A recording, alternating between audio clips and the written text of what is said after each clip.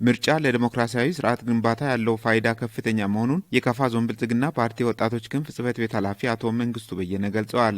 ምርጫ ለዲሞክራሲ ስርዓት ግንባታ ትልቅ አስተዋጽኦ የሚያበረክትና ለዲሞክራሲ ስርዓት ግንባታ የማይተካ ሚና ያለው ነው። ሀገራችን ኢትዮጵያ በየ5 ዓመቱ የሚካሄድ የምርጫ ስርዓት ተግባራዊ ማድረግ ከጀመረች 35 ዓመታትን አስቆጥራለች። ዲሞክራሲያዊ ምርጫ ለዲሞክራሲ ስርዓት ትልቅ መሰረት በመሆኑ በሁሉም መራጭ ዘንድ ቅቡልነት ያለውን ምርጫ ለማካሄድ በአገር ደረጃ ብዙ ተግባራት ሲከናወኑ ቆይቷል።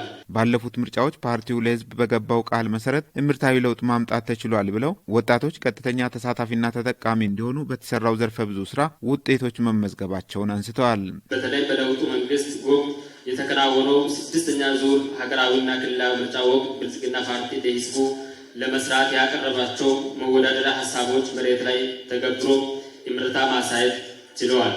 እምርታዊ ለውጡ በሀገር በክልል እና በዞናችን ደረጃ ተጨባጭ በሆነ መልኩ ታይቷል። ሀገርን በምክክር ለማጽናት ቁርሾችንም በንግግር በመፍታት የተረጋጋ ማህበራዊና ኢኮኖሚያዊ እድገት ለማምጣት ኢትዮጵያ እየተጋች ያለችበት ወርቃማ ወቅት መሆኑንም ጠቁመዋል።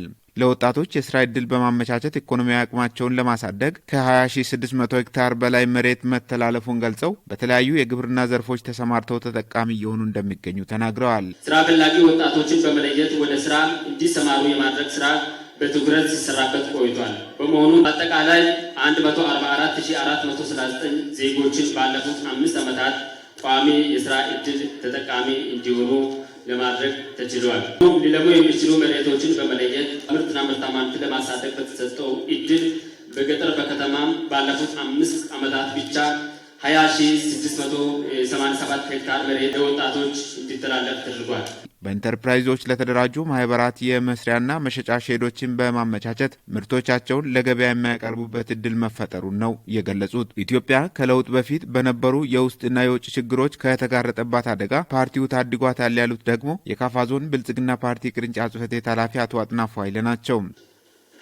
ኢትዮጵያ ከለውጡ በፊት በነበረ ጊዜ በአጠቃላይ ከጫፍ እስከ ጫፍ ሀገሪቱ ስጋት ውስጥ የመፍረስ አደጋ ውስጥ የገባችበት ሁኔታ የነበረን ታሪክ ቀይሮ ሀገራችን ከመፍረስ አደጋ ራሷን ወደ መቻል ወደ መቋቋም እንድትደርስ ከመቋቋምም አልፎ በኢኮኖሚ ዘርፍ፣ በማህበራዊ፣ በፖለቲካው ዘርፍ ስኬታማ እንድትሆን ዛሬ በዓለም አደባባይ ስሟ ገኖ እንዲነገር ያደረገ ስራን የሰራ ብልጽግና ፓርቲ ነው። በኢትዮጵያ ከተሰሩ ትላልቅ ፕሮጀክቶች መካከል በገበታ ለሀገርና በገበታ ለትውልድ የልማት ስራዎች የተገኙ እድሎች በርካታ መሆናቸውን ነው አቶ አጥናፉ ያነሱት። የተለያዩ ፕሮጀክቶች ከገበታ ለሀገር ከገበታ ለትውልድ ጀምሮ እስከ ታችኛው መዋቅር ድረስ በየክልሎች በርካታ ስራዎችን ሰርቶ በሁሉም የኢትዮጵያ ክልሎች የቱሪስት መዳረሻዎች እንዲሰሩ አድርጓል። ኢትዮጵያ በብዙ ዘርፎች ራሷን የመቻል አቅሟን ከጊዜ ወደ ጊዜ እያሳደገች መምጣቷ ዓለም አቀፍ እውቅና የተቸረው ስለመሆኑም ገልጸዋል። የተጀመሩ የልማት ተግባራት ተጠናክረው እንዲቀጥሉና የሕዝቡን ፍትሐዊ ተጠቃሚነት ለማረጋገጥ ፓርቲው ትኩረት ሰጥቶ እንደሚሰራ አስታውቀዋል።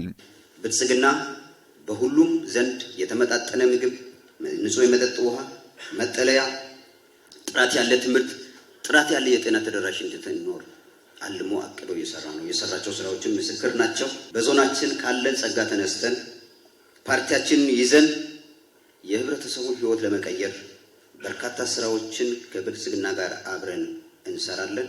7ኛው ጠቅላላ ምርጫ ነጻ፣ ሰላማዊና በህዝቡ ዘንድ ቅቡልነት ያለው ሆኖ እንዲጠናቀቅ በሚደረገው ጥረት ውስጥ ወጣቶች ንቁ ተሳትፎ በማድረግ ሚናቸውን እንዲወጡ ገልጸዋል።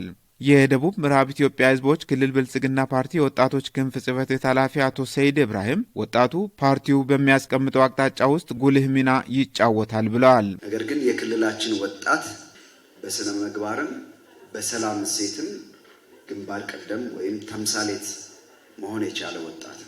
ይሄ የክልላችን ወጣት እና የካፋ ዞን ወጣት ደግሞ ለሀገራችን ፓርቲያችን በሚያስቀምጠው አቅጣጫና አካሄድ ውስጥ ጉልህ ሚና እንዳላችሁ በዚህ 5 ዓመት ውስጥ አይተናል። ጉድለቶችንና የስራ ክፍተቶችን ዳር ሆኖ ከመተቸት ይልቅ የመፍትሄ አካል መሆንና የጠነከረ ህብረት መፍጠር ያስፈልጋልም ብለዋል። የምንተባበር ከሆነ ስራን የማንመርጥ ከሆነና የምንሰራ ከሆነ በተባበረ ክንድ ገብረ ጉንዳን ሲሄድ አይታችሁ እንደሆነ ሰንሰለቱን ጠብቆ እዙን ጠብቆ እንደሚሄድ እኛም ከተባበር በህብረት ከተራመመ የማንወጣው ተራራ። በመድረኩ የብልጽግና ፓርቲ የቃል ኪዳን ሰነድና የምርጫ ምልክት የማስተዋወቅ መርሃ ግብር የተከናወነ ሲሆን የተለያዩ የኪነ ጥበብ ስራዎችም ቀርበዋል።